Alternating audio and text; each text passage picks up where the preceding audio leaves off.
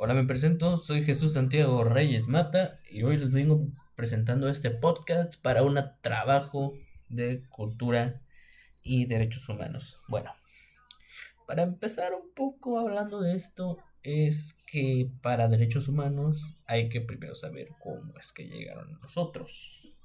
Los derechos humanos y sus principios en las Naciones Unidas ocurrieron gracias a la Declaración Universal de Derechos Humanos aprobada en la Asamblea General de Organizaciones Unidas en 1948. Yo bien en sus 30 artículos consagrado la protección de derechos civiles y políticos, así como derechos económicos, sociales y culturales.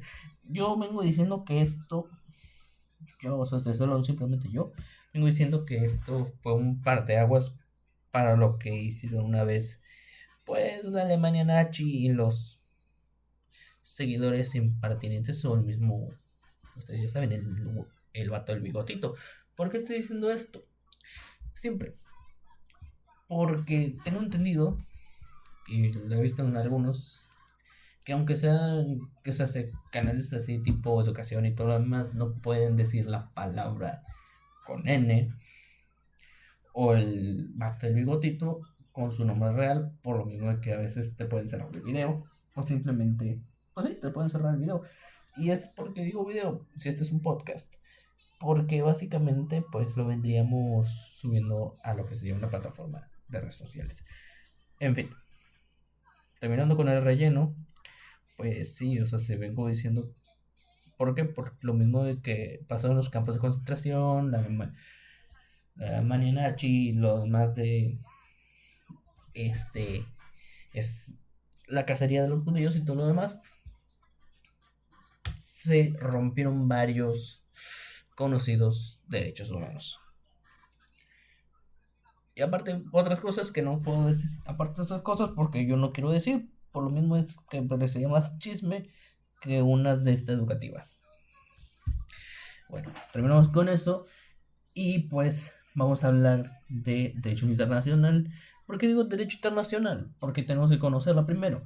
El derecho internacional es una rama jurídica que regula las relaciones entre estados y particulares. O sea, es un convenio que tienen ellos para con un objetivo de evitar un conflicto. Los derechos humanos vendrían siendo algo parecido, ya que todos los países, bueno, supuestamente todos los países tuvieron que haber firmado esto. Estos convenios vendrían siendo la Declaración Universal de Derechos Humanos en 48, el Pacto de Derechos Civiles y Políticos en el 66, el Pacto de Derechos Económicos, Sociales y Culturales en el 66 y el último que vendría siendo, bueno, sí, el último que vendría siendo la Convención Americana de Derechos Humanos en el 69. Es lo que yo vendría diciendo. Pues en sí, las garantías individuales era así como conocíamos a los derechos humanos antes, mucho, mucho antes de que fueran reconocidos en la Constitución Política de los Estados Unidos Mexicanos. ¿Por qué lo digo? Porque como se dice, antes no eran derechos humanos, eran garantías individuales. Pero llega como ya derechos humanos en estas garantías constitucionales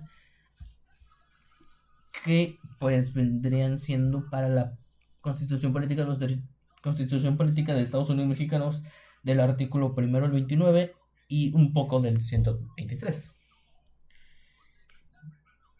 Esto vendría siendo para que aquí en México se procurara los derechos humanos. ¿Por qué lo digo? Porque se vendrían rompiendo varios aquí en el país mexicano.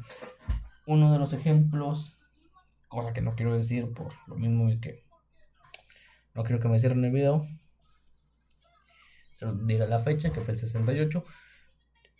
Varios derechos humanos se rompieron en esta época y en épocas pasadas del Estado mexicano. ¿Por qué digo esto? Porque luego hay varios casos en sí, hay varios casos, y lo digo así, varios. Pero ya terminemos esto con las gestiones de igualdad. que vendría bien siendo el artículo segundo de los derechos humanos. Del artículo segundo, derechos humanos, pero en el apartado de derechos humanos de la Constitución Política de los Estados Unidos Mexicanos, que es la prohibición de la esclavitud. Nadie será esclavo y las personas que tengan esas condiciones en el país, en su país, al entrar en territorio mexicano serán libres y tendrán protección de las leyes mexicanas. Esto vendría siendo para cualquier, ¿cómo decirlo?, asilo político. ¿Por qué asilo político? Por lo mismo vendrían siendo perseguidos por lo mismo por ser esclavos o alguna cosa.